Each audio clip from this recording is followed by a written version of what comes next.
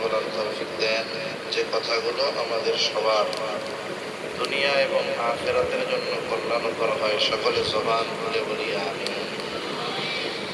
যেহেতু 2-3 দিন ব্যাপী মাহফিল, আজকে দ্বিতীয় দিবস, দ্বিতীয় রজব। আগামীকালকে শ্রোতাও আপনারা, সাথে সাথে আরো অন্যান্য মানুষও আসবেন। এজন্য আমি আপনাদেরকে বেশি রাত অবধি কষ্ট দিব না।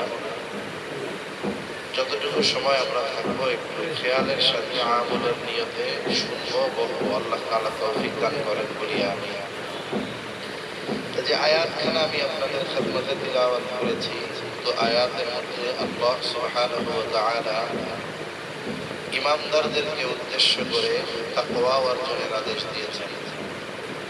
আল্লাহ তাআলা বলেন, ইয়া আইয়ুহাল্লাযীনা আমানুত্তাকুল্লাহ হাক্কা তুকাতিহি ওয়া লা তামুতুন্না ইল্লা ওয়া আনতুম মুসলিমুন।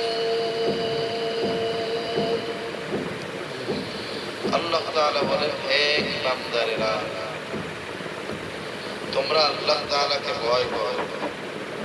কাদের উদ্দেশ্য করে আল্লাহ বলতেছেন? ইমানদারদের। কাদের উদ্দেশ্য করে? আলহামদুলিল্লাহ, আমরা এখানে যারা আছি আমরা সবাই ইমানদার। তার মানে আল্লাহ তাআলার এই আদেশ আমাদের প্রত্যেকের উপর। আল্লাহ তাআলা আমাদের কি বলতেছেন? হে ইমানদারেরা, তোমরা আল্লাহ তাআলাকে ভয় করো। ভয় করার মতো ভয়। আর মুসলমান না হয়ে মৃত্যুবরণ করিও না। তাহলে ইমানদারদেরকে আল্লাহ তাআলা মূল আদেশটা কি দিচ্ছেন? যে মুসলমান না হয়ে মরো না। তা ইমানদারের যদি প্রকৃত অর্থে মুসলমান হতে হয়, তাহলে কি করতে হবে? তাকওয়া অর্জন করতে হবে। কি করতে হবে? কারণ আল্লাহ তাআলা প্রথমে ডাক দিচ্ছেন ইমানদার,